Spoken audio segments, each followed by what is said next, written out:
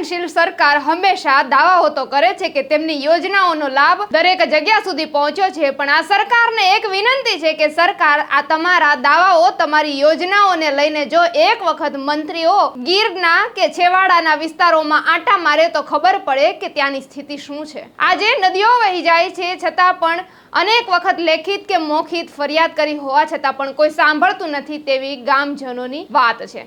વૈષ્ણવજન તો તેને કહીએ જે પીડ પરાઈ જાનાને રે।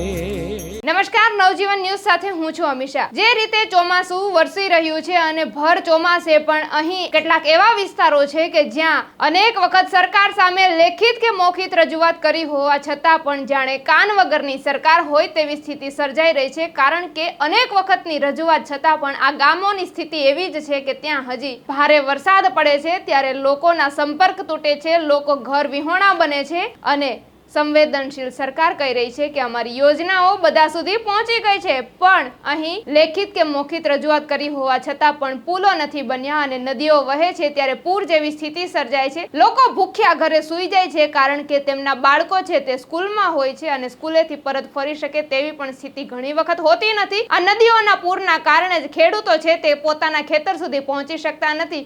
3 થી 4 હજારની આ ગામોની વસ્તી છે। આ ગામોમાં જે ખેડૂતો, વિદ્યાર્થીઓની હાલત છે તે ચોમાસામાં કફોડી બની જાય છે અને છતાં પણ રજૂઆત છે તે સરકાર સાંભળતી નથી। ગીરગઢડા, કોડીનાર, ઉના સહિતના જોડતા રસ્તાઓને જે રૂપેણ નદી છે, આ રૂપેણ નદી ઉપર જો પુલ બનાવવામાં આવે તો વિદ્યાર્થીઓનું જીવન છે તે સહજ બની શકે, ખેડૂતોનું જીવન છે તે સહજ બની શકે, પણ સંવેદનશીલ સરકારને તો માત્ર વાયદાઓ સિવાય શું છે કામ। ત્યારે શું કહી રહ્યા છે ગામના લોકો, પહેલા તેમને પણ સાંભળી લો। લાકડોદરા, ગામ કાણકિયા, તાલુકો ગીરગઢડા, જિલ્લો ગીર સોમનાથ।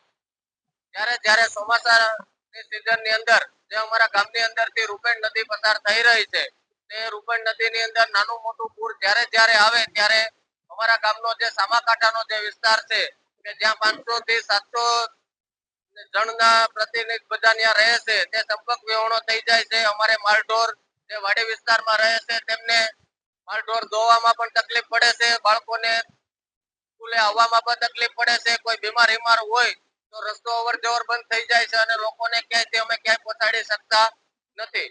જ્યારે 2-3 દિવસ પાણી રહે છે ત્યારે 2 ટક જમવાનું એને પહોંચાડવું હોય તો પણ અમે પહોંચાડી શકતા નથી। આ જે રૂપેણ નદી ઉપરથી જે પૂર પસાર થઈ રહ્યું છે ત્યાં એ 15 થી 20 ગામને જોડતો રસ્તો છે, 3 તાલુકાને જોડતો રસ્તો છે, તે બધો વાહન વ્યવહાર બધું ઠપ થઈ જાય છે। જેથી કરીને અમે તંત્રને અમારી માંગણી અને લાગણી એટલી જ છે કે અમારી આ જે વર્ષો જૂની માંગ છે કે આ નદીની ઉપર જે બ્રિજ બનાવવામાં આવે તેને તંત્રને અમારી માંગણી કે ધ્યાનમાં લઈ અને વહેલી તકે આનું નિરાકરણ આવે એવી માંગણી। મારું નામ કાળાભાઈ ભગવાનભાઈ વાળા, મારું ગામ કાણકિયા, ગીરગઢડા તાલુકો, કાણકિયા સરપંચના પ્રતિનિધિ। આજે મારું એવું કહેવાનું છે કે કાણકિયા ગામની અંદર રૂપણ નદીની અંદર નાના મોટા પૂર આવતા નવાપરાની અંદર ઓછામાં ઓછા 800 થી 1000 માણસની વસ્તી રહે। ત્યાંથી અમારા ગામની અંદર નિશાળ છે, વિદ્યાર્થીઓને આવવા જવાની બહુ તકલીફ પડે। વાડી વિસ્તારમાં અમારા સખત ખેડૂતના તમામના માલ હોય, પૂર આવતા અમારે વાડીએ જવાનું બંધ થઈ જાય, માલ ઢોર અમારા 2-3 દી સુધી અમારાથી અલગ રહે છે અને ગામની અંદર જવામાં આ ગામમાં નદીના પુલમાંથી એવા 15 થી 20 ગામ જે લાગુ પડે એનો કાયમીનો રસ્તો છે। એટલે અમને માટે એવી માગણી છે કે તાત્કાલિક આ પુલ બની અને અમારા ગામનો કાયમીનો આ પ્રશ્ન હલ થાય।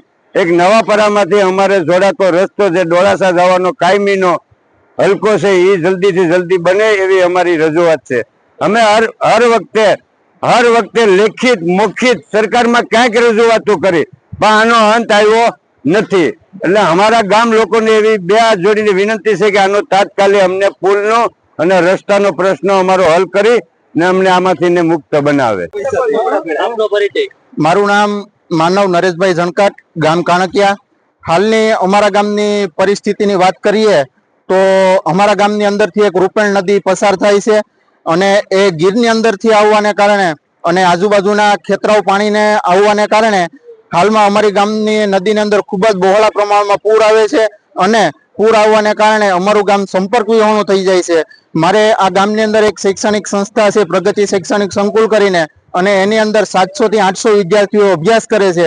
હાલ પાણીની આવી પૂરની પરિસ્થિતિના કારણે 300 જ વિદ્યાર્થીઓ શાળાએ આવી શકે છે અને બીજા બાળકોને અમારે રજા આપવી પડે છે, જેથી બાળકોને શિક્ષણની અંદર પણ ખૂબ જ મોટું નુકસાન થાય છે. અને આ રસ્તો છે એ 3 તાલુકાને જોડતો રસ્તો છે, ગીરગઢડા, કોડીનાર અને ઉના. આની અંદર લગભગ અંદાજે 20 ગામના લોકો અહીંયાથી પરિવહન કરે છે. અને જો આ પુલ બની જાય તો સુરક્ષાની દ્રષ્ટિએ ખૂબ જ મહત્વપૂર્ણ રસ્તો છે. આ કોઈ પણને પણ ઇમરજન્સી, કોઈ પણ મહિલાઓને, બહેનોને ડિલિવરી સમય હોય તો અમારે કંઈક બીજી કોઈ પણ વૈકલ્પિક વ્યવસ્થા કરી અને અમારે ઉચકી અને લઈ જવા પડે છે હોસ્પિટલની અંદર. એટલે જલ્દીમાં જલ્દી આ પુલ બને એવી સરકારશ્રીને નમ્ર વિનંતી છે અને નમ્ર અપીલ છે ગ્રામજનો વતી. તો આ હતા જે ગામના લોકો. અહીં ગીરગઢડા, કોડીનાર અને ઉના સહિતના અનેક ગામોની આ જ સ્થિતિ છે કે લોકો અનેક વખત રજૂઆત કરે છે, છતાં પણ હજી આ ગામ સુધી સરકારની એક પણ યોજનાઓ પહોંચી નથી. અનેક વખત રજૂઆત કરી હોવા છતાં નદી પર પુલ બંધાયો નથી અને આ નદીમાં પૂર આવતા જ ઘર વિહોણા લોકો બને છે, લોકોના સંપર્ક તૂટે છે અને ખાધા પીધા વગરના લોકો સૂઈ જાય છે. આ સ્થિતિ છે ગીરના ગામડાઓની. ત્યારે આપનું આ અંગે શું કહેવું છે? કમેન્ટમાં આપના પ્રતિભાવો ચોક્કસથી જણાવજો. આવા જ પ્રકારના સમાચાર મેળવવા માટે નવજીવન ન્યૂઝ સાથે જોડાયેલા રહો. નમસ્કાર. વૈષ્ણવજન તો તેને કહીએ જે પીડ પરાઈ જાના.